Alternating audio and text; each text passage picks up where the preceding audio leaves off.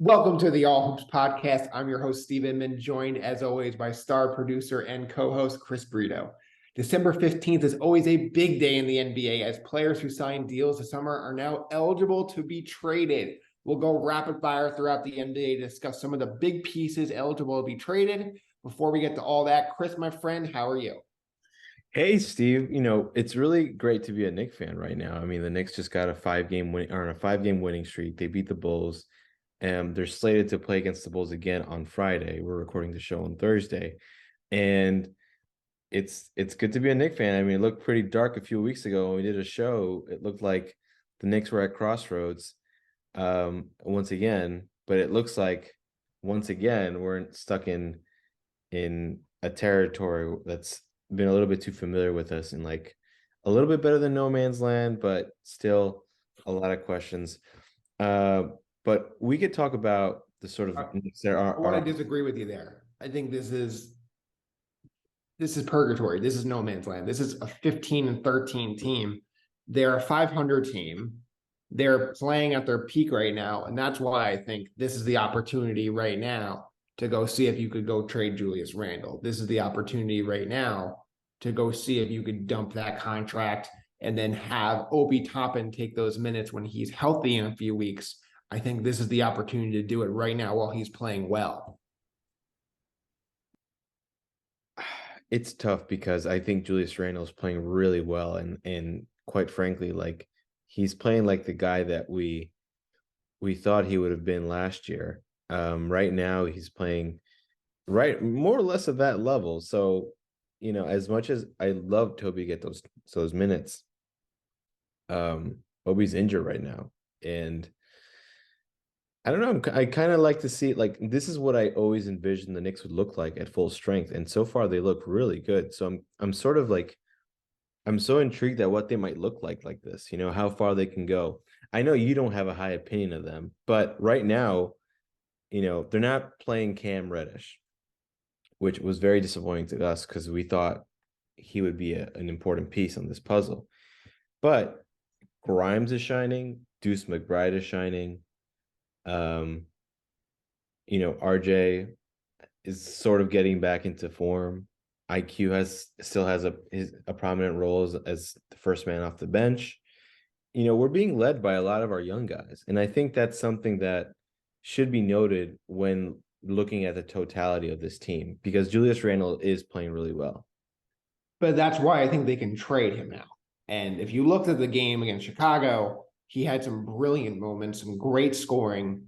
And then all of a sudden, the ball kind of gets stuck with him. And guys are double teaming, they're triple teaming, knowing he's just going to either jack it up or get the offensive foul or travel. And a lot of those happened in that game. And I just believe this team is not really necessarily much worse without Julius Randle. I think if you can just get off this contract, I think the energy Obi Toppin would bring in the starting lineup would be big. See, I'm all here to support Obi, and I don't think I've seen this on the professional level with Obi yet, but he's not someone who could create and draw double teams the way Julius has. And granted, Julius hasn't done a Do we great job. need that? We do need that. You need Why do that. we need that? You need Because that in the NBA. I get what you need people to draw doubles in the NBA, but when teams double him, more often than not, they're succeeding. This is not a guy who makes the perfect pass like LeBron James every time out. I just think you could always benefit from someone who can create their own shot. Right now, we have two of them, and I think that's a luxury that I wouldn't go so far to call it a luxury, but right now it's an advantage that we're exploiting against like the lesser talented teams in the NBA. Um, I'd really love to see what we look like against a better team. We'll play the Bulls again, and the schedule for the rest of the month looks pretty good in terms of favorability, but we're on a 5-game winning streak. Can't take that away, Steve. So, okay, let's say best case scenario, they keep this team together, they continue around this path. Where do you see this team going this year? I just think it's all about building blocks, right? Like I think we want the same thing. We want this team to improve every year. Yeah. If they make the playoffs and if they get to the next round, that's obviously a huge plus. Chris, second round. Chris. Well, I think it's too early to say this team is not good enough to do anything. I mean, it's still really early to say that they're going to do anything to begin with, but Chris, you I'm know better. this is like Second round. I'm not wait, listen. This is what I'm saying. Like, I feel like we're in the cycle again, like our buddy Karen, who Not we. oh, me, by the way. Me, fine. Uh so to give context to our listeners, our friend Kieran, every year at the beginning where it's August, he talks about how great St. John's going to be. St. John's starts their season and it's not as good. Then they're pretty much out of the map. Then they're back in the map. And then they underperform in the tournament or underperform en route to the tournament. They don't make it. And then the cycle begins over again in the summer. Right now, I'm at the point with the Knicks where I'm like, I'm okay with being hopeful. I'm not gonna give in to like being pessimistic when right now Tibbs is doing the most he can with this roster. I would like to see Evan Fournier and Cam Reddish moved off the team. I think there's value in those guys at somewhere in the NBA. No one's gonna trade for Cam Reddish, No one's Sam. going to trade for Evan Fournier without you having to attach something to it. And Probably. right. And like, what do we need to do that for? Like, okay, you trade his $18 million a year. They're over the cap. It's not like they could use that money on somebody else. You're just basically just getting rid of him. He's already not playing. And that's why I think trading Julius Randle's contract is much more valuable because it opens up playing time for other guys. Whereas Fournier is already on the bench. Like you can't put Randle on the bench. And not that you really need to on this team. I Yeah. mean, he's obviously one of your better players, but at the same time, my goal is to see what this young group is. I want to know what Obi Toppin is before his contract is due in a few months. I want to see more, RJ Barrett as a number 2 option instead of a number 3 option. I want to, and then, defensively, I think I understand Obi Toppin's a very bad defender, but Randall's not really exactly anywhere in a positive rating either. I mean, listen, I think we can nitpick all the things that the Knicks aren't doing well, and there are a lot of them. But I sort of have to tip my cap right now to how well the team is playing. And I think a big part of that is Julius. I think Julius is shooting really well. And I think that that's not something that will be easily replicated by Obi, And I'm a big fan of Obi. So I don't know. I just feel like we've done this before with the young guys who are blocked, and it becomes a point in the year and in seasons when it becomes more or less now or never to see if this young player is a key part of your future. We're Yeah, not at that point yet, but we're getting close with him we are. on We are. You're contract. right. We are getting close, but And all of a sudden, Julius Randle has a bad 3 weeks like he did earlier this year. We're not talking about, it was oh, also the beginning of we the should keep year. Randle. It becomes, oh, can we even trade him? But it was also the beginning of the year, Steve. Like, I listen, I I'm completely with you in terms of Julius Randle. Like he is an enigma. He is XYZs and all these other things. But I also think we're sort of undervaluing what he brings. I mean, I feel like you're undervaluing what he does bring, that he does well.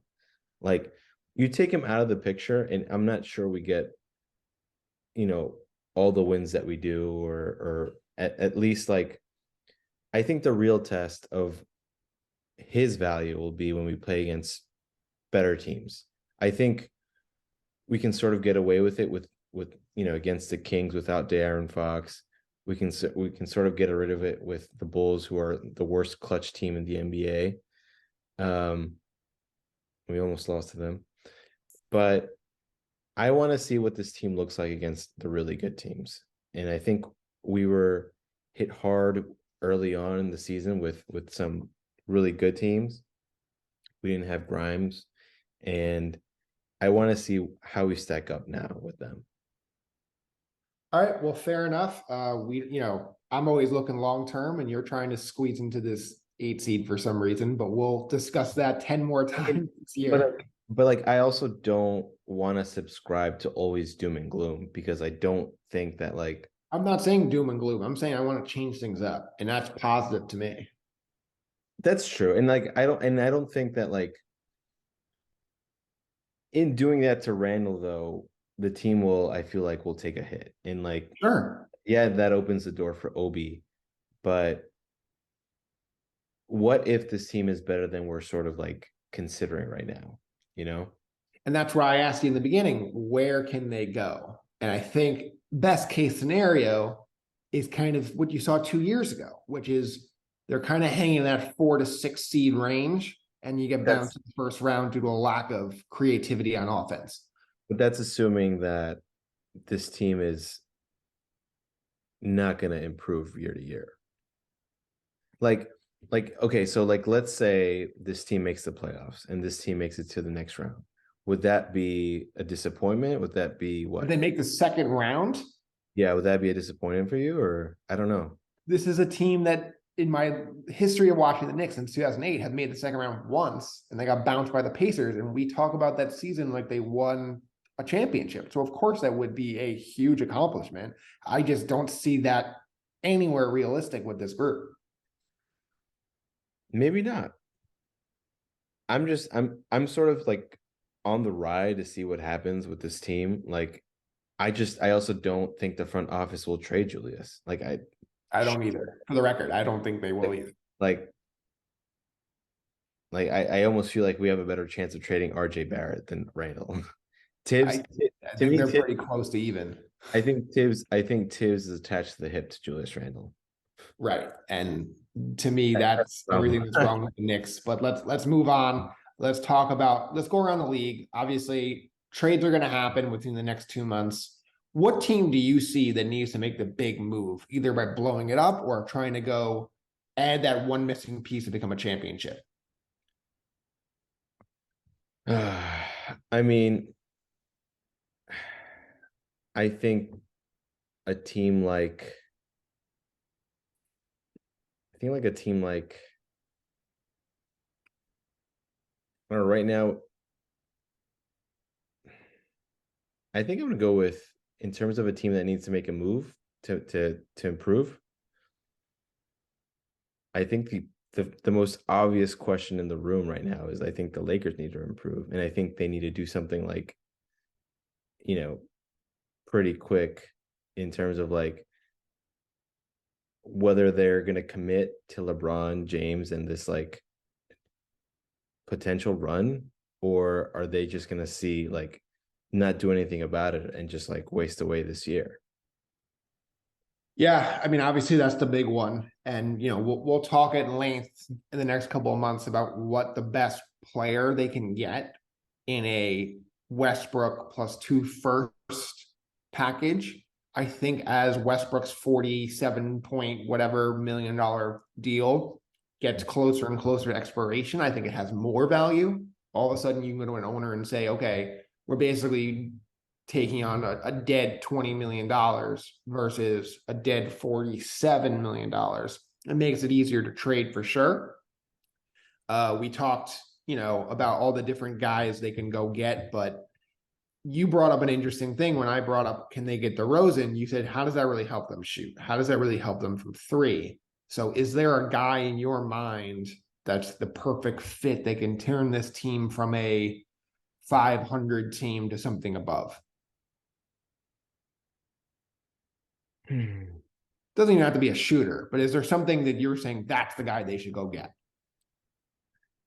Well, it doesn't seem like DeRozan would be a fit just because he is someone who needs the ball to really be effective and make damage. I think someone like Bogdanovich on the Pistons makes more sense, just because you need that's the thing that the Lakers need more of. It's more shooting and spacing. And he has shown flashes of someone who can be a number two.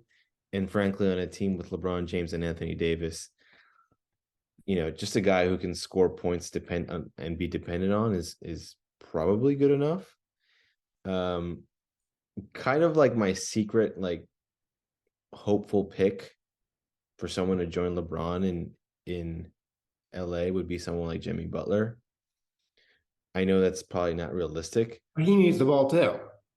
but he needs the ball too. But he is at least someone who could like, you know, in my mind, like be someone that could take off the load of LeBron in a way that like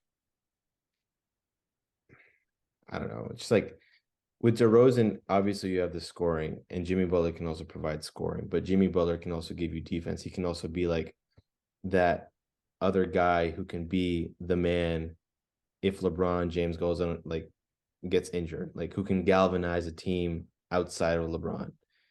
Um, I'd always be curious to see who wins the battle of the alphas in those two. Um, but right now, I would say like if we're thinking logically, I think someone like Bogdanovich makes the most sense over someone like DeRozan. Um, Yeah. that's what I would say. Yeah, no, I think that makes perfect sense. Bogdanovich is a guy who signed a 2-year extension to start the season in Detroit, but he is still eligible to be traded as of today. And so if you look at his numbers, Chris, he's having a career year, 21 a game on 50% shooting, 43% from three. He's been outstanding. And, we were going to go rapid fire throughout the league of different players and where their best fits are. So let's just start with him. I think the guy, Bogdanovich fits basically every team. He's a shooter. He could score. He could rebound. Miami Heat. Chris, I understand. I'm kind of contradicting myself where I'm saying, oh, they're a 500 team. Why would you try to keep that going? But we've seen this team be more than that in the playoffs. I think they're missing one piece, and I think that piece is a stretch four. That's the perfect guy, Bogdanovich. You throw in some cap filler and a first round pick, and I think he's the perfect guy to go with Lowry, Hero, Butler, Bogdanovich, Bam. That's a great starting five. I think it's a starting five that's going to give a lot of teams problems. And that would be my first call if I was Pat Riley at the Heat. I think that's a really interesting one, Thought of it right now. but for me, like the Heat are just old right now, like I think unless you have Jimmy Butler and Bam playing like their best games, like they really don't have a lot. And yeah, maybe a guy like Bogdanovich helps, but I don't even think And that's he'll be 34 in April, so I'm not making them any younger here. God damn. Yeah, it's a good one. I think the Lakers makes the most sense. I think a team even like the Mavericks could use a guy like him. I'll tell you why. Like the Mavericks like struggle in finding other people who can shoot. I mean, well, struggle finding someone else who can score rather. And I think he just like fits like a glove there, you know. All right, moving forward, how about a guy like John Collins? Is he a guy you could see moving for he's been in trade rumors basically since the minute he signed this contract. Do you see him moving, or do you see and if so, who do you see him moving to?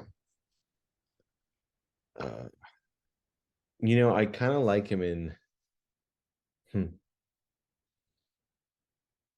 if Laurie wasn't having the season he was having, I would say John Collins would fit perfectly in Utah. Um, that's a good one. I think right now I'm gonna say, for teams that were thinking they're gonna go to the playoffs, right?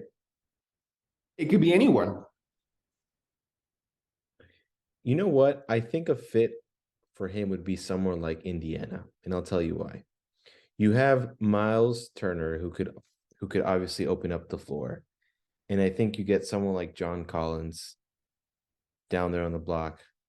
He could be someone who can like, you know, do his damage down there, and you can also put him outside on the 3-point line, and like that'll give a lot of space for like the young guys who like Halliburton, Duarte, and Mathurin, Yeah, the Benedict Mathurin, Benedict favorite for rookie of the year right now.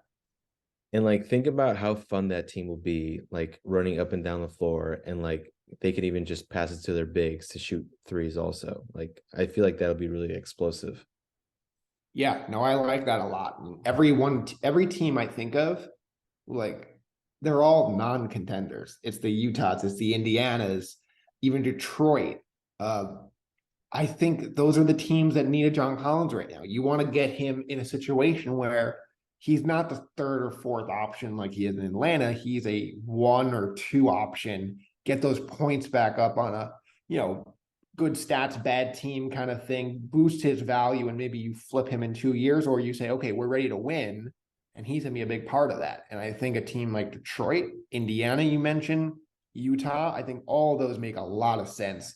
Maybe a Bogdanovich for Collins straight up makes sense for both sides, where Atlanta's getting more of a stretch guy who could fit into their offense, and then Detroit would be getting a guy who could really be more of a focal point on offense. So, and who's young, who's 9 years younger, more importantly. That's So right. He fits the timeline there too. And like I think, you get Cade back next year, and then or you can even add Wemby. yeah, I mean, you're talking about Cade, Ivy, Collins, and then some, stud in the top five of the draft. That's a pretty good young core to go all. And my guy Sadiq Bey, of course. Well, isn't Sadiq Bey also, I think, on the trading block, or at least they're listening to offers for him? I haven't heard that, but if so, that's a guy I would pursue if I'm just about everybody. Contender, non-contender. He's a great wing. Yeah. Okay. All right. Next guy. Let's go with, you mentioned him a little bit, Miles Turner. Obviously, the Pacers are better than they probably hoped. And him and Buddy Hield have been in trade rumors. Do you see him moving finally? Or do you see him sticking this out and them going for a plan? Uh, that's tough. I think the Pacers are probably gonna like move toward. Well, the thing is, they have Rick Carlisle as their coach, and so he's not a guy who to me sounds like someone who's going to be down for a rebuild for many years. So I think Miles Turner probably stays in Indiana if they're playing this well. If not, I see Miles going. I think a good team for him would be someone like Chicago, actually. If like Chicago decided not to move on anymore, they decided not to. If they decided to make another push, I think someone like Miles Turner makes a lot of sense there. He makes a lot more sense than Vooch there. Yeah, I mean, if Chicago is a big proponent of this trade deadline. Do they blow it up and trade a DeRozan, or do they say, hey, we can win this with better defense, and we will find a way to swap a Vucevic out for the younger Turner? So that makes a lot of sense. Unlike Collins, I think Turner really only fits contenders or teams that are ready to be contenders, because he's on an $18 million contract. This is the last year of his deal. He's looking at a John Collins like contract, 5 years, 125, around that number. If you look at his numbers, he's been worth it, Chris. 17-7, career high, 17.6 points per game on 55% shooting, 43% from three. That's incredible. And he's been a real big reason why the Pacers are slightly over 500. I think they trade him. I think, there's a ton of teams that make a lot of sense. The Lakers make sense. If I'm Dallas, I'm trying to see, how do I get involved with this? He's a guy who fits them a lot, where he could be that kind of sidekick to Luka, but at the same time, he's not going to cost a ton in draft picks. And that's something they can spend some money on to go get an extension done with him in the summer. Well, that's where I feel like it wasn't that the role that Christian Wood was supposed to play. For whatever reason, Jason Kidd doesn't like him. I think it's probably because he doesn't play any defense at all. But he's not starting. He's not getting the minutes he wants. I could see them going out and saying, let's flip him for a draft pick, and then let's take that draft pick to get a guy like Miles Turner. Some kind of 3-team trade. I mean, if you look at the numbers, 16-7, pretty good, but he's only made one start this year, and he's at 26 minutes a game, which is his lowest since 2019. So I don't know. And he's also a free agent at the end of the year too. So they're gonna have to just, and I can't see that becoming a reunion next year at this point. Yeah. I mean, we are both big fans of Christian Wood though. Still are. I love Christian Wood. Yeah. Anyway, Buddy Hield, where do you think he's gonna go? Or is he gonna go? Yeah, this is a tough one. I could see another situation like Miami, but I think they more need a stretch four. You're trying to think of like who needs a good shooting wing guard. There's a lot of teams that make sense. I still think the Lakers make sense. Could they do a Westbrook for, and a pick for Hield where they say, hey, we stuck to our guns. We didn't give up both picks, but at the same time, they don't get Miles Turner. Um, it's really tough to see how this plays out, but I'd be surprised if he was in a Pacer uniform past February. Hmm. I feel like the Lakers should have pulled the trigger on Buddy Hield a while ago. I think that's the best place for him. But like, as you said earlier with Sadiq Bey, a shooter fits in anywhere in the NBA. So I'd love for the Heat to actually go after him. Um, but I feel like Miami might be probably sore from just getting guys who can only be shooters, I mean, they've had a lot of success with a lot of those guys. except Jimmy Neutron, Duncan Robinson. Duncan Robinson. I mean, he Yeah. was great his before he got his big deal, and now he's on this big deal, and they're like, what do we do with you? Yeah, moving on. How about Mike Conley? He's got 22 million owed this year, 24 next year. His numbers are way down. It looks like this is kind of the end of his career. 10 points a game on, under 40% from the floor. He's starting every game. What do you think? I feel like for every team, he would fit in the Lakers. I really like Mike Conley. I think a team like I have a surprise pick for you. I actually think a team like Atlanta could use somebody like Mike Conley. I'll tell you why. Yeah. It feels like that team, they're really talented, but they don't have a lot of veteran leadership outside of the coach. And that's where I think someone like Miles Conley could really fit in, even if he doesn't have like a big role on that team. So I think he's going to stay in Utah. And the reason for that is not because Utah is going for it or Utah values his veteran leadership. I think his contract is too big to trade right now. And you look at Atlanta makes a lot of sense. A ton of teams make a lot of sense as a, mostly backup, can start point guard at this stage of his career. But those guys make 8 million a year. They don't make 24 next year on a guaranteed contract where he's 35 years old. So like, is Atlanta going to trade John Collins for him? No.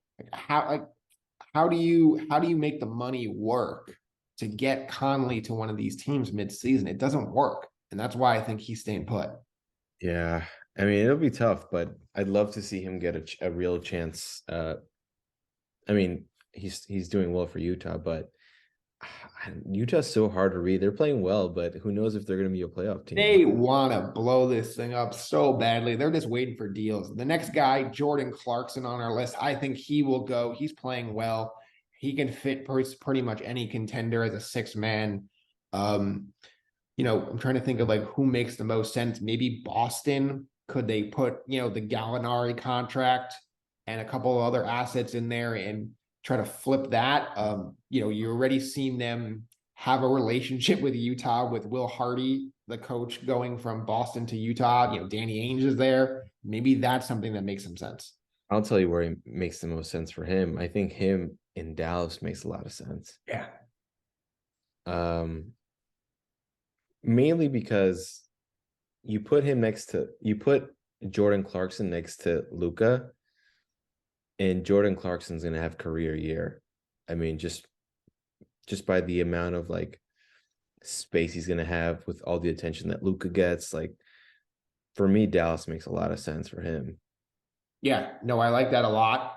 We've seen Clarkson as a very good six man the last few years in Utah. And now that they really don't have a lot there. He's starting every game. He's cooking. He's averaging nearly 20 a game, but the shooting is down. He's kind of just jacking up shots, and it's going to be interesting to see if a team needs to rein him in a little bit as he gets to a contender. But I would be very surprised if he didn't move.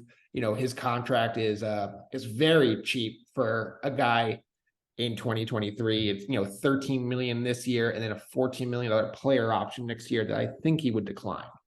So you put the Gallinari package, or Dallas makes a lot of sense, as you said too. They have a bunch of 10 to $15 million contracts, so they could easily make that work as well. So Clarkson, I think, is going to be one of the first guys to go during this trade deadline. Okay, Chris, here's a guy who wants to go as bad as anybody on this list. That's Jay Crowder, who's been sitting out from Phoenix. I don't really understand what happened, other than it's Phoenix. Weird stuff happens there all the time. And now, a guy who has played on 10 teams in his career is looking for a new one. Again, Jay Crowder would probably fit in most places. I think he had a lot of success in Miami as that 4 guy next to Bam. So I think if I'm the Heat and I don't want to shoot for the stars and the moon, I think someone like him makes a lot of sense. Otherwise, also the Lakers. I mean, the Lakers could use anybody, obviously. I misspoke with Crowder, not 10 teams, 7, but he's looking for his 8th team. yeah, And close enough. he's a guy on an expiring contract at about $10 million this year. Maybe a team like Denver, they're always looking for more wings. KCP, Bruce Brown have played well, but you can always use another wing.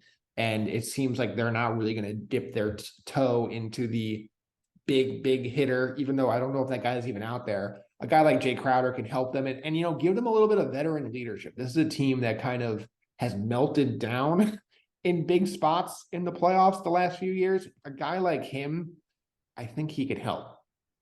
I do. I actually really love that. I think in the past, it's just been Jokic and people like sort of like. I always feel like when the playoff time, it always just came to Jokic and no one else would like really like back him up. And I think having Crowder there, like that was a really smart suggestion, I think, Steve. Nice. All right. How about your guy, Kyle Kuzma?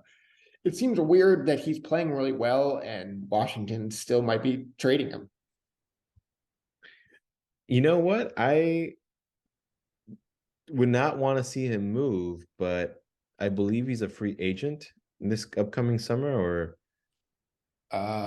he's got a $13 million player option that he'll decline. So right. So yeah, he'll probably So he's playing for his next contract. I don't know. I feel like 21 points, 7.5 rebounds on a career high 46% shooting, 34 from 3. The 46% is a career high. Yeah. 27 years old. I actually think him returning to LA makes a whole lot of sense. I think that's a disaster. I mean, you saw he just couldn't fit with AD and he kind of got pushed to the side. But that was an issue because they were playing with a center and then they had Kuzma play the 3. I mean, you said noted DeRozan because you said he needs the ball. Kuzma needs the ball and he's in a contract year. Shoot, yeah, you're probably right. But I don't know. This team definitely needs another scoring punch. And does Washington do they want to pay Kuzma next year? Like, I don't think so. Exactly. So Washington is better served getting some value in it. Like, you get Russell Westbrook, you get all that money next year back. So yeah, it'd be so funny them getting Russell Westbrook back for Kyle Kuzma. Just more Laker draft picks going out the door. It's that'll be a tough pill to swallow for LA, but I think a lot of LA people will be happy with that for sure. I'm having trouble thinking of a Kuzma team. I just don't know if he's a winning player. I mean, you've seen, obviously he won a championship. I guess that's the ultimate trump card when you say, are you a winning player? but it's a guy who's put up his best numbers in non-contending situations, I think and something I funny. don't know where he fits on a contender. So in a world where we didn't have Julius Randle and like Obi wasn't there either, you know what team would go after Kyle Kuzma this offseason? The Knicks. Yes. And I think that'd be a terrible fit too. I mean, I don't think he's very different from Randall. I mean, if you look at the numbers, they're pretty similar. Okay. Is that good or bad? I I, can't tell. The I face, mean, the face was bad. I can't tell if that's a slight on Randall or a slight on Kuzma. it is definitely a slight on Julius Randle. Julius Randle's an, all NBA guy who did it once, 1 year. one more time than Kyle Kuzma ever did. All right. I mean, if I showed you their numbers and said which one's which, I'm not confident you would be able to tell the difference, and neither would I. Okay, fair enough. 21, 7, and 3.5 PR. I mean, they're similar guys. I think they're the same age. Like we think of like Randall being around forever, but like All right. All right. Where do you think Russell Westbrook goes? I think he goes to his couch. I think he gets traded in some deal for, with one of these picks for a Bogdanovich or a Jordan Clarkson, and then he winds up getting bought out and goes home. I don't know if he has a role. Obviously, he's played better since the change to the bench, but at the same time, he's still a major turnover problem, over 3.5 a game. That's almost hard to do on the bench, right? Like he's not playing enough minutes.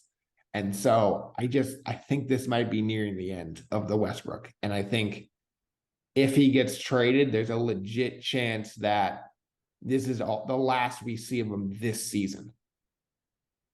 Because like if you're Charlotte or you're one of these non-contenders that he's been linked to, you're not really signing him for March and April. You'd be signing him next year. So I think this might be the end of him this season. Yeah, that's tough. I mean, he definitely makes sense in a team that's not contending, in order to get all that cap space. But I also think he might fit with the Knicks if the Knicks decided to like What? go if Go they go go in the Knicks direction. the Knicks direction. I Want mean, if to hear something crazy about Westbrook? sure. He's averaging 6 minutes less a game this year, and he's averaging more 3-point attempts than I last year. just don't get how someone And like he's shooting worse on them than last year when it was a disaster. I don't 28% from three. I don't know. Yeah, I just don't think he thinks he's the problem, and it's been 2 years of this, and I think putting him in in a Knicks situation is like putting gasoline on the fire. I think it'll be a disaster, and I wouldn't rule it out. All right, Chris, any other players that you want to talk about and where their fit is? Our the another guy who's perpetually on the trading block, Eric Gordon. That's a good one. What do you think? I'm gonna go with if the Pacers are serious about doing things, I would like someone like Eric Gordon there. If not, Miami Heat makes a hell lot of sense. He also fits in their age bracket, so I'm shocked. I think I'm more shocked at you saying the Pacers could be buyers than the Knicks could go to the second round. And so it's been a hot take show for both of us here. Let's get to our final thoughts right after this. all right, buddy. Final thoughts time here. The NBA has renamed their awards, and they've also added a clutch award. What do you think about this? I like the Jordan MVP one. I think a lot of people associate um greatness obviously with him, and it makes sense that the best individual award outside of the finals MVP is given to Jordan, so that's great. um the clutch one to me is like it's a little ridiculous. I don't know. I think at that point, like, I don't know, I feel weird about it. I'm not like, I don't think it's a terrible idea. Maybe I need to see an execution, but I feel like a clutch player is something that you just like sort of talk about. It's not something that you give an award to. And because it's just so hard to I think it's hard to quantify in reality. I Like I just like I want more awards, and we talked about this before the show. I want more awards that celebrate the regular season and not awards that kind of make this a joke. Whereas like the MVP, whether it's Jokic or one of these guys that gets bounced in the first round, we're making fun of, like, media and the fans are making fun of him for months. This is going to be the same thing, well, whether it's John well, Morant or somebody who leads the league, or De'Aaron Fox, whoever leads the league in field goals in fourth quarter. That should be celebrated, but instead it's going to be ridiculed when that guy either doesn't make the playoffs or loses in the first round. And that's why I think they need to do less awards that are in that reign and more on, you know, celebrating big accomplishments in the regular season, such as who leads the league in minutes. yeah, listen, I think that would be the right thing in a league that doesn't prior that there's a lot of people who rest and a lot of people who don't like play every single game. Um, I like that idea. I feel like we should make you commissioner. You should do that when you become commissioner. I would love that very much. First order of business, the Knicks win it all. And that's going to do it for us here on the All Hoops podcast. Chris, thank you so much. As always, thank you to our listeners on Apple, Spotify, wherever else you get your podcast, and on YouTube, with your eyes, of course. So thank you very much. And we will be back next week to talk more NBA action. Bye, everyone.